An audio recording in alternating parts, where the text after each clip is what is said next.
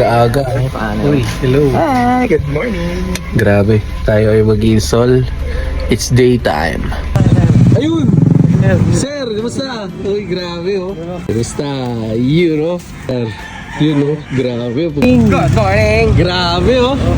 Handa-handa na kami, Brad. Handa-handa na, sir. Sir, good morning. Good morning, sir.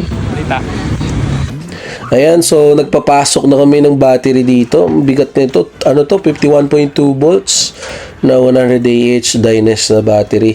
So, uy, wait. Ganun talaga, oh.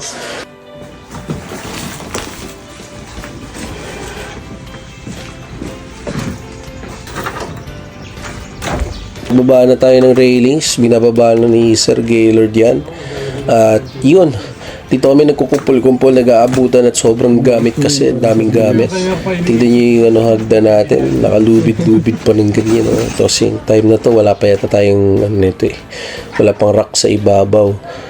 So ayun, pinapasok nila yung railings. And syempre, nalabas na namin yung mga HDPE, yung ating mga kailangan sa pag-i-install natin sa baba. At yan, tinatanggal nila yung hagdan. Grabing lubid yan, oh. Sobrang paikot-ikot ang lubid namin dyan sa bintana. At ayun yung mga cable trays natin, yung mga molding na if ever gamitin. At yan si Sir Rich, ang ating head ng ating installation, at nag-ayos na siya ng gamit niya. At ito, ang hirap pa rin, tinatanggal pa rin yung lubid. Tinatagal pa rin nila yung lubid nito. Tapos, ayan na, nagpa-finalization na lang ata to. Guys, for today, ito rin, si content creator. Ay, ano yung mga tools, sir, dyan lang. Sige, dalawang cellphone hawak ko. Tapos, Okay lang. sa kanya kayo manghihiram pagka ano. Opo. Para walang mawala. Computer. So, nanonood nila yung nilagay ko kagabi. Pero meron ang lahat naman ng punong dyan. Tapos, balik-balik mo lang. Ano yung electrical tape, tapos yung text screw, wala pa. Hindi pa po kayo nakakuha sir. Ito po. Meron na sir. Ay, okay po.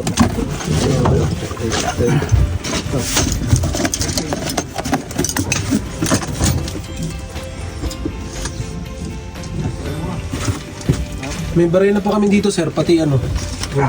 Yung kailangan nyo. Yan sir, ang gamit ba ito? Sir, palagay na lang ako ng ano, sir? Yung ano, 810? Puro kanan. Puro kanan sir. Sige po, palit natin. Yun. Buo siya eh. Nadali ko na sa Pilipinas. Barena, sir. Yan sir. Barena, bro. Ito, o yan. Isa pa. Yan ba o yung isa? Oh, mas mabilis ito. Okay. Ah, hindi pala bolt yun, Oo. Yan yung isa. Hugot. Eh, meron ako na ito, yung manipis.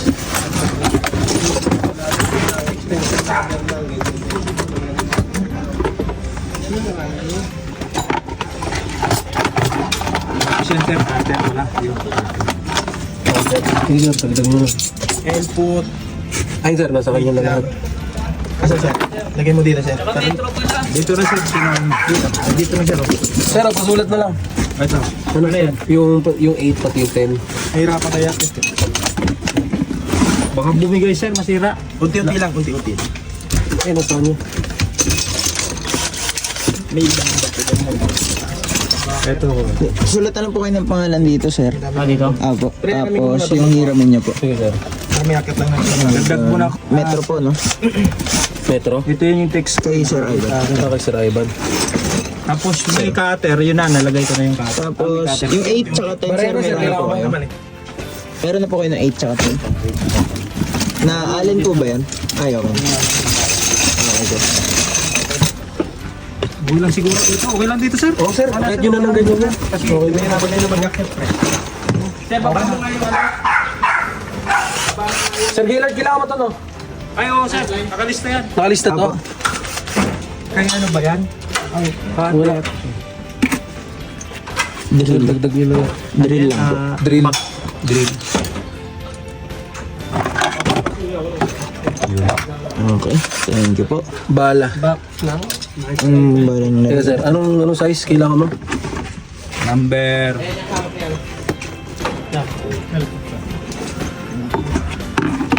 Anong size kailangan mo sir? 8? 8 lang yung ano, di ba? Yung pang sa bubong. 8-10. Ito na lang sir, gamitin mo. Yung mahaba. Tangin na yung kulay green doon, kulay green. Ito na lang sir.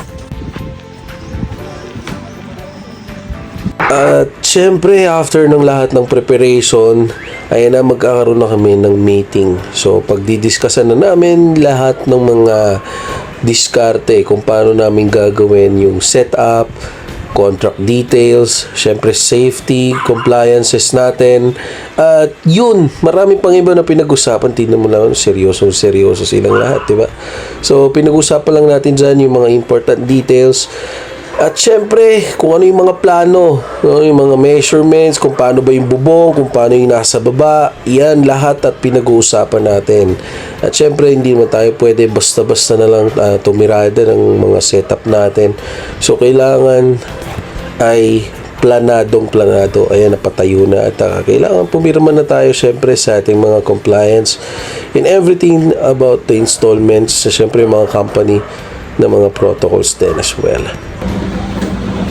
Okay. Po yung sa ating DC, ito po yung sa solar panel, ito po yung sa, yan po. So, magbe-break sa pag. Yun po, yung katulad po na nangyari kahapon.